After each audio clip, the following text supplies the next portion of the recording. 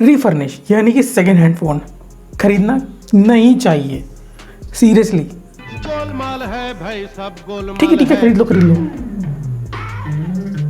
सही में गोलमाल है। अब देखिए सारी कंपनीज जो हैं क्या करती हैं आपको झूठ बोलने के लिए, ये कहती हैं कि इनके क्वालिटी चेक है, इनके पास 32 42 ऐसे बहुत सारे क्वालिटी चेक होते हैं। फ़ोन एक थरू अच्छे से प्रॉपरली एक चीज़ को देखा जाता है, तब फ़ोन कस्टमर को दिया जाता है।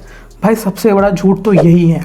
देखिए जब एक कस्टमर मोबाइल बेचता है तो वो काफ़ी सारे वेबसाइट के थ्रू बेच सकता है।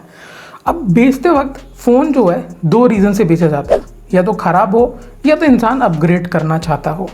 पर यहाँ पे एक डार्क रियलिटी में ये बताता हूँ, जब भी अगर आप एक रिफर्निश फ़ोन या सेकेंड हैंड फ़ोन लेने के लिए सोच रहे हो तो मेरा मानना है इस वीडियो को प्लीज़ एंड तक देखना है, क्योंकि अगर आप 20-30 हज़ार रुपये भी खर्च कर रहे हो एक रिफर्निश मोबाइल, या अगर आप 10,000 या 5,000 भी कर रहे हो, इस वीडियो के बाद मैं एंड में इतना बेस्ट रिजल्ट या एक एडवाइस आपको दे के जाऊँगा। मेरे को कोई लेना देना नहीं है आपसे। देखिए मैं यहाँ पे ये भी कह सकता हूँ यार मोबाइल अच्छा ले लो यार, ये वाला अच्छा है, मैं ऐसा नहीं कर रहा हूँ ना, मैं आपको डिटेल में बता रहा हूँ नहीं लेना चाहिए, क्यों नहीं लेना चाहिए एंड एग्जैक्ट इसका रीज़न एंड प्लस उसका बेस्ट एडवाइस मैं आपको दे के जाऊँगा। देखिए यहाँ पे सबसे पहले तो ये समझते हैं रिफर्निश मार्केट बहुत बड़ा है, मैं ये मानता हूँ, नो डाउट।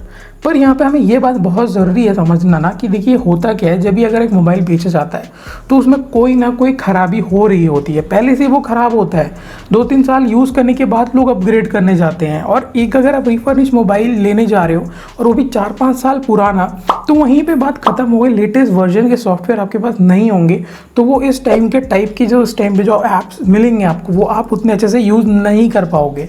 मतलब मैं कहना ये चाहता हूँ, आपको समझना है, आपको यहाँ पर मेन जो चीज़ मैं ये कहना चाहता हूँ, अगर आप एक 10 से 20 या 30 हज़ार रुपये जो भी फ़ोन आप खर्च कर रहे हो, इसमें 100% ये है कि आपको एक अच्छा ब्रांड का मोबाइल, न्यू ब्रांड अनबॉक्स्ड मोबाइल आपको मिल जाएगा। यकीन मानिए अगर आप 8,000 का भी बजट रखे हो उसमें मिल जाएगा, 20,000 का बजट रखे हो तो यार तगड़े फ़ोन मिल जाएंगे, 30,000 का रखे हो तो भाई नेक्स्ट लेवल के फ़ोन मिल जाएंगे। 40-50 हज़ार के में मुझे नहीं लगता कोई रिफर्निश मोबाइल खरीदता भी होगा। अगर खरीदने भी जा रहा है तो भाई मैं समझता हूँ सबसे बड़ा गलत स्टेप आप लेने जा रहे हो।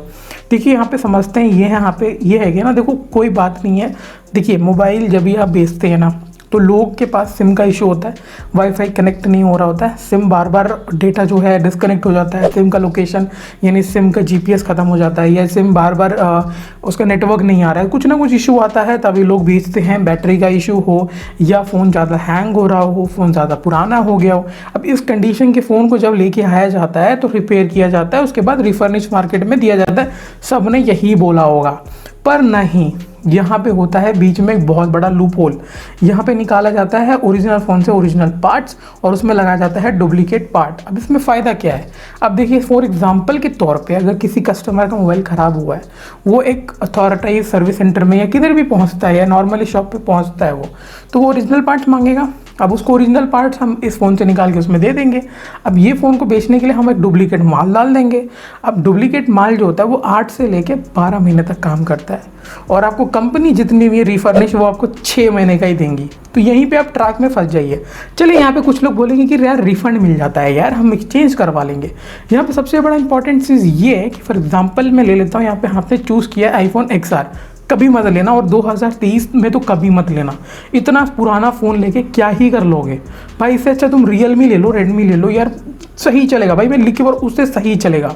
और कैमरा क्वालिटी भी बहुत अच्छे मिल जाते हैं। अगर आप 15 से 20 हज़ार का बजट रखे हो ना, एक से एक ढंग के कैमरा रखने वाले फ़ोन मिलते हैं भाई इस रेंज में आपको।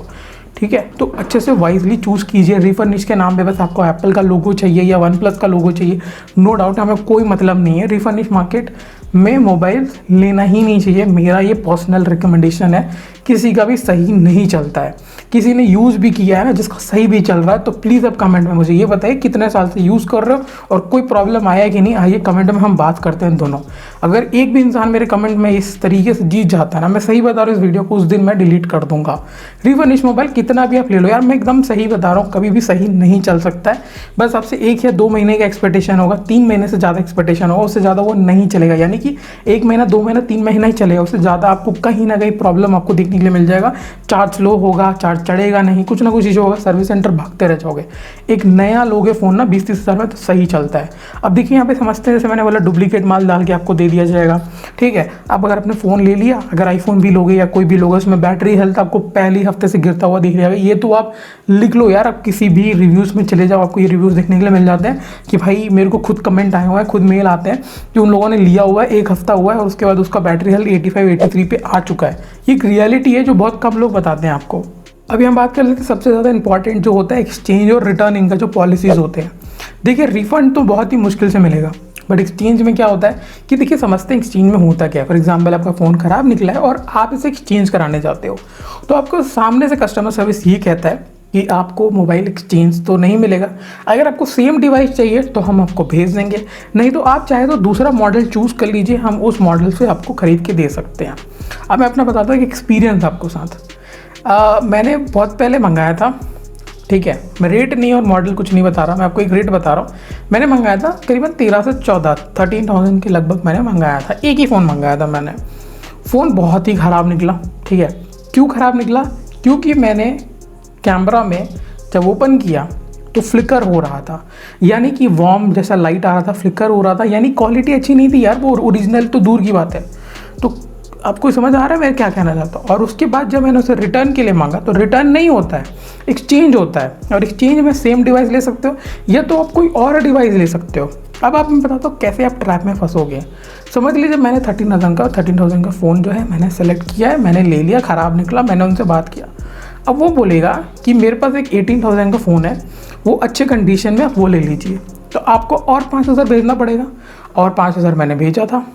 तो ये एक ट्रैप में फंस सकते हो, ये भी एक तरीका है। बट आपको ये क्या था, आपने जो बजट सेट किया है, नया मिलता है भाई, नया ले लो। एज अ पर्सनल मेरा एडवाइस ये मिल रहा है आपको, नए हैं भाई, नए मिलते हैं। कौन सा रेट, अगर आपको चॉइस करने में प्रॉब्लम आ रहा है, आप मुझे डीएम कर दीजिए, मैं आपको बेस्ट रिकमेंडेशन दे सकता हूँ उस बजट रेंज में कौन सा बेस्ट हो सकता है आपके प्रेफरेंस के हिसाब से। हर इंसान का प्रेफरेंस जो होता है वो अलग अलग होता है। काफ़ी लोग कैमरा को लेके फ़ोन खरीदते हैं, काफ़ी लोग परफॉर्मेंस को देख के लेते हैं, काफ़ी लोग कुछ और बैटरी बैकअप देख के ले लेते हैं। तो काफ़ी सारे रीज़न है, आपको जो बेस्ट चूज़ करना है अपने परफॉर्मेंस या फिर किस तरीके से आप फ़ोन यूज़ करते हो, उस हिसाब से आप देख लीजिए भाई, कोई भी रेंज में आपको आराम से फ़ोन मिल जाते हैं। अब यहाँ पे सबसे बड़ी बात करते हैं, अगर आप ले भी रहे हो तो किससे लेंगे आप?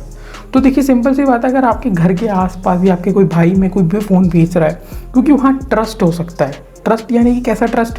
क्योंकि फ़ोन आप अपने आँख के सामने देख रहे हो, आपको पता है फ़ोन किस तरीके से हार्श यूज़ किया है कि बहुत ही नॉर्मल यूज़ किया है, यानी ये रफ़ तो यूज़ नहीं किया है ना ज़्यादातर फ़ोन। यानी काफ़ी लोग होते हैं जो फ़ोन बहुत ज़्यादा रफ़ यूज़ करते हैं, और काफ़ी लोग बस नॉर्मली कॉल उठाते हैं, देर द मैटर, ज़्यादा वो कुछ करते नहीं। उन सबके फ़ोन 4-5 साल आराम से चल जाते हैं।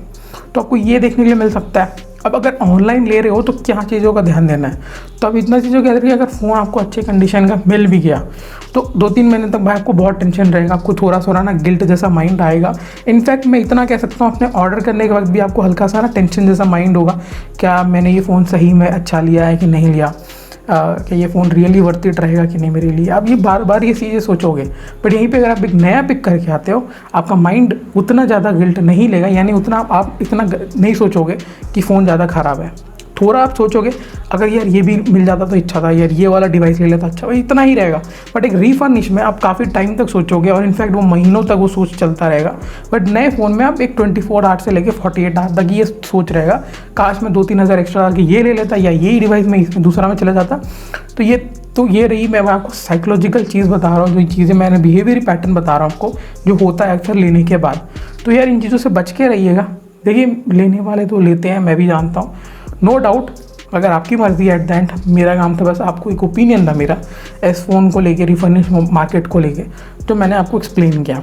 मेरा यहाँ पे किसी भी तरीके से किसी भी कंपनी को लेके डिफेम या किसी कंपनी को मैंने पॉइंट आउट करके नहीं बोला है। एग्जैक्टली मेरा शब्द यही है कि रिफर्निश मोबाइल क्यों नहीं लेना चाहिए। इस वीडियो में थ्रू आउट मैंने यही एक्सप्लेन किया है।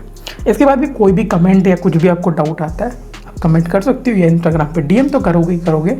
बाय बाय, बहुत जल्दी बाय बाय होगा ना, बाय बाय बाय बाय। बस सब्सक्राइब तो नहीं करोगे ना, कोई नहीं, करके जाओ, बाय बाय।